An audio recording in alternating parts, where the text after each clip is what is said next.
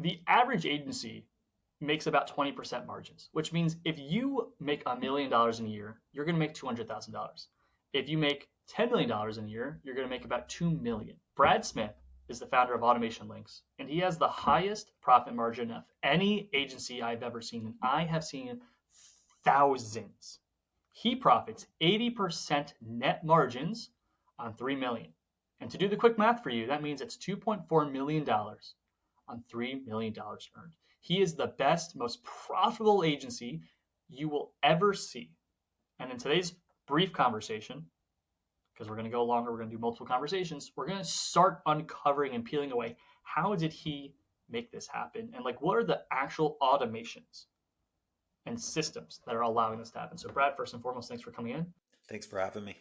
And for those of you watching, I'm recording this at a time where I lost my home from the Palisades fire 1 month ago. I don't have my studio set up yet, so give me some grace on my audio. Even if this is in 5 years in the future, I'll have my studio soon. So Brad, for those people that don't know you, what agency service do you run and offer? And how is this actually happening? Let's start there. So you'll be, as bad as your background is, Jordan, at least you look good to go along with it, right? I mean, that's all that people care about. You know what you're talking about. Today, I'm going to share something pretty crazy. All of our leads get followed up with over 24 times before they even chat with me. They think I'm a celebrity by the time we do the sales call. And that's what our marketing agency is. This didn't happen overnight, Jordan. We've luckily been doubling every year, but I'm going on 10 years now. I'm the old guy in the game now. You know, I'm the next Frank Kern, where everyone's like, that old guy knows what he's talking about. The next Frank Kern. I love Frank. I actually just used chat. My prompt today was take my email and turn it into sales copy based on Frank Kern principles. I love Frank. Same here. Dude, it was crazy, by the way. It was nuts that GPT did it. It was great. Hey, if all the young guys watching don't know who he is, he's the GOAT. So go learn from him. YouTube Frank Kern perfect day. You'll thank me later. And by the way, part of what we do is we set up retargeting ads, Jordan, which you know, but we'll run this video right here as a retargeting ad to anyone that watches a Frank Kern YouTube video. Like, might as well. So that's what we do. We automate marketing, our business is completely automated. Our clients' businesses are automated. And when I say automated, that's super vague, called our business AutomationLinks because we link everything together. But you might be feeling overwhelmed with all the software. You got to learn about AI now. You got to have a CRM. You got to do ads, but where should I do ads? My Facebook ads are broken, but I'm spending too much, but I don't know who to call. My agency sucks. So as a business owner, you're usually feeling overwhelmed because of so many different things you got to handle and also implement it. So what we do is we take all your systems, we tie them all together, and we just let it run while you keep doing what you're doing. Beautiful. Yeah, guys. So the guy's the automation king. And now you know. So let's actually break it down. So as an agency for yourself, we're going to do a shorter call and we're going to do a longer deep dive. But what's the top 1 or 2 automations that are happening in your business that are enabling such crazy margins? So there's a few. It all starts with my CRM, my automated emails. Now, I don't just do any regular newsletter automated emails. If you get my email, you think I personally emailed you. So I had somebody actually that you referred, Jordan, and he responded to my email like, sure, I'm on it. Like, I'm setting up my ad account today. He was already a customer and he's like, email me this morning. He said, you tricked me. I didn't even realize that was your automated email. So for me, how can you build better relationships using automation? And when you think automation, you think sending a newsletter that has your logo all over it. If you want to scale, send personal emails that look like you're one-to-one sent them. That's probably been the most impactful thing for me up until this point. Do you think we could pull it up and show how that's actually happening on the back end? Now, should I do it for, I'll share. I think he'd be fine if I shared his picture. Well, we'll find out. All right. Can you see my picture? Yeah. Right here. Sunday. Hello, Daniel. Have you had a chance to set up your X ads yet? And he said, hey, Brad, we'll do this today. Thank you. Oops. I thought you were talking about something else, but I fell for your automation trap. Love it. 8 hours ago. And as you can see, personal with my picture and my name. Yeah. So you have Go High Level. Like, what's happening in Go High Level that's actually like that? I don't know if you want to share like those specific things, but if you're open to it, I'd love to like start to uncover and peel back some of those things and the logic in Go High Level that makes that happen. Because I'm assuming there's segmentation, and then like how many variants do you have? Like how many emails do you actually have to write to make that happen? Yeah, so would love to get that logic. So the logic is I have a template of 21 emails that I've been using for years. And with the help of AI now, I have a few AI prompts, which I'll link that below the video, Jordan. I'll send those over to you so anyone can grab those prompts. What it does is it takes all 21 of my emails that are personalized that I send out, and it'll just create multiple versions of it for all the different pipelines based on where that customer is. So brand new customer never heard about me. Customer that's heard about me just scheduled a call. A customer that abandoned cart that isn't responding to my emails. And you just go plug that in and it'll write those personal emails, send them back to you. And then I might as well give my system link with that, Jordan, that shows all the different automations that come out. So what those are asking them to respond. If they don't respond, it goes down a different pipeline. Asking them to click a link. If they don't click that link, remind them to click the link. So a lot of people think, oh, I'm just going to send a few emails to remind them. But what we're doing, and which is why I recommend Go High Level, is we're creating this logic to say, this person didn't click, remind them to click. This person scheduled, remind them to show up. After the call, send them the link you promise. But you can do that and set it up just one time and steal my prompts I'll put down below. And that thing's fully automated. Unbelievable. So it's from an email perspective, right? So you have on your marketing side, you have the ads that you make. So you have top of funnel lead magnets across everything. When someone clicks your lead magnet, it goes into this extensive logic of 21 different types of templated emails that I'm assuming you're updating this every now and again. And then you have an if then process in Go High Level that just auto routes people to the right place. How often do you tinker and update and split test those emails? We go in there every month and we evaluate. We look at the open rates, but more importantly, what I look for are the clicks and the replies.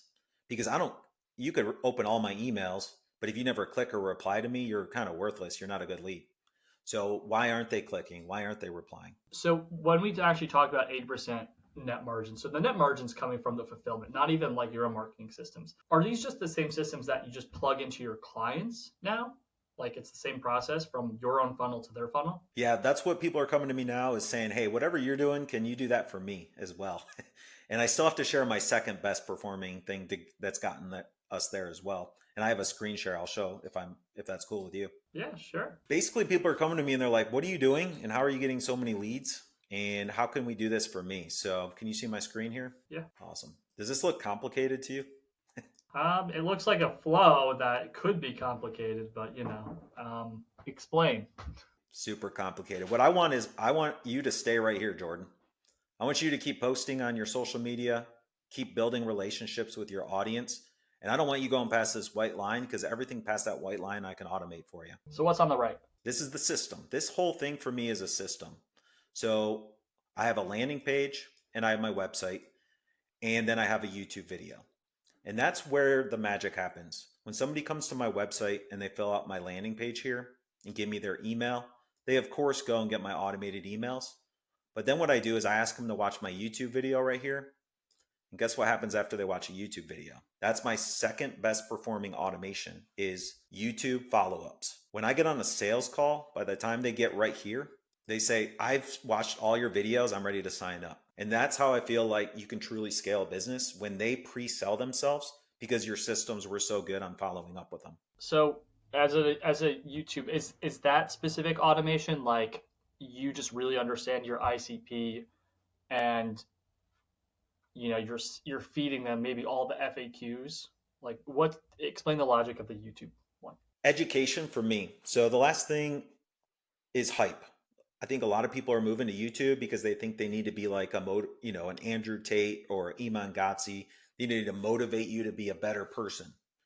And then you got a Dan Coe that says you need to look in your heart and sleep and rest and walk. For me, I'm like, I'm not really a motivating guy, but I know how to teach you something. And that's funny that we both like Frank Kern because he's like, this is what you should do and this is how it works. So I start my YouTube videos. This is boring, but you're going to learn something and accomplish something. So what I'm literally doing is giving you the exact steps you could go and do on your own. But when you realize that you don't have time to go do it on your own, you're calling me on that scheduled call. And that's where I think the new YouTube is going, Jordan, is education. Because while everyone else is being motivational and hype, if you read comments under your video, the video we did on Twitter, you know what they said? I didn't realize that. Thanks for teaching. I'm going to go try it. You want comments like that, not, I waited 10 minutes and you didn't get to the point. So I see so many YouTube videos where I've watched 10 minutes and you haven't even got to the point of the video, to I've watched 30 seconds and you're showing me exactly what to do. And I think that's where people and business owners should start going on YouTube. And even if you're not comfortable on camera, you could do it on podcasts, in your emails, on blog posts, but giving away and educating your audience, because 99.9% will not do it on their own. And when they're ready, they'll hire you. And going back to my guided question that led to this kind of us going down this one, are you just thinking about what are the two-part question? What are the videos I need to, or what are the things I need to teach them before they get on call? And then you just make those videos. And you have, different ICPs and different targeting for that? Yep. So I heard YouTube's trying to be more like Netflix now, and because they're going more and more on TV, they want us to create series. So I have created 3 series. So every Monday I talk to my ICP about marketing and automation, setting up this automation flow. Every Wednesday I have a series about Twitter ads. Every Friday I have a series about YouTube ads. So I'm literally coming and teaching my class on Monday about one thing, teaching my class on Wednesday about another, and my class on Friday about another. And I'm exactly those people that I want to work with. I'm educating them based on playlist. So the automation is you're sending a specific prospect a specific playlist. Exactly. Got it. Okay, cool. So I want to uncover one more automation that you're driving with your business.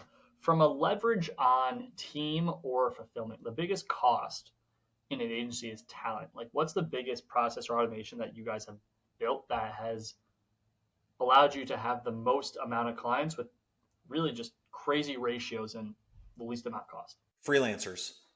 Up until this point, I have a few in-person employees that are the managers.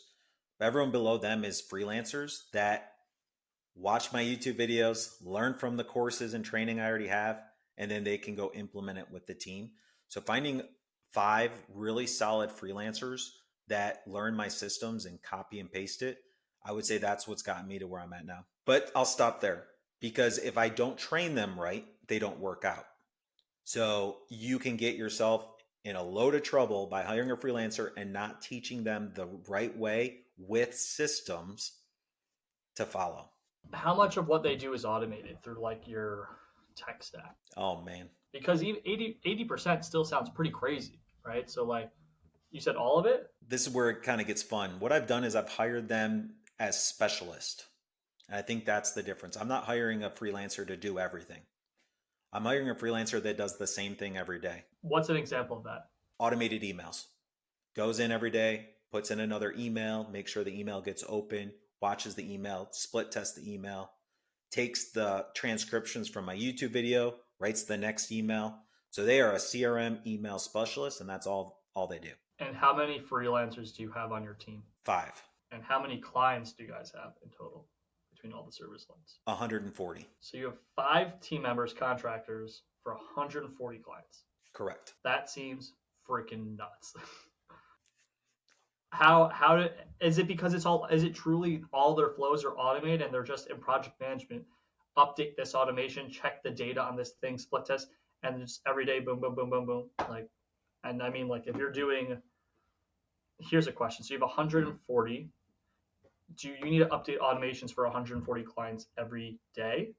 Or every week, not every day, every week? So what's cool is we've set it up to where our most time consuming is those first 2 months, creating the system for them. We duplicate the system. It's the same for everyone. And then that system can pretty much run on autopilot. If I had to update them every week or every month after that, there's no way I could keep up. So that's where building a system in your business is so important, because once the system is perfect, All it is maintenance mode from there. Switching out an ad, switching out an email, testing. But once you set it up once, that's what we do. Here's a system, go implement it. All right, it's good to go, and then just monitor it. That's really, I think that's been the difference. Yeah, so it's you're over investing on the setup with automation in mind, and then you're tinkering monthly. From what it sounds like, you tinker once a month or maybe biweekly.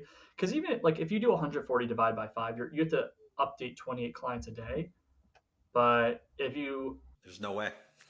yeah, if you do that over 14 days though, right? Like so if you update your 140 divided by 14, that's 10. So if you update 10 for 14 clients a day or 10 clients a day, that's manageable over like a 6-hour workday. That's super achievable if you're only updating, tinkering twice like that. 80% of them we're updating once a month. That's how dialed in. So I did want to encourage business owners. You don't be, it's very overwhelming, but please build your house on a strong foundation and then start doing your marketing. Thank you for joining. This was a shorter second conversation because Brad has been here before. And if you're listening or watching this on YouTube or podcast player, comment below if you want Brad to come back. Comment Brad or bring him back. Comment anything indicating that you want Brad to come back. And Brad, if they want to learn more about your agency or you, where can they find you? So I have this entire system I just kind of gave you a sneak peek of, automationlinks.com/system. And we'll throw that in the link below with those 21 automated emails. Boom. Thanks, guys. Thanks for having me on.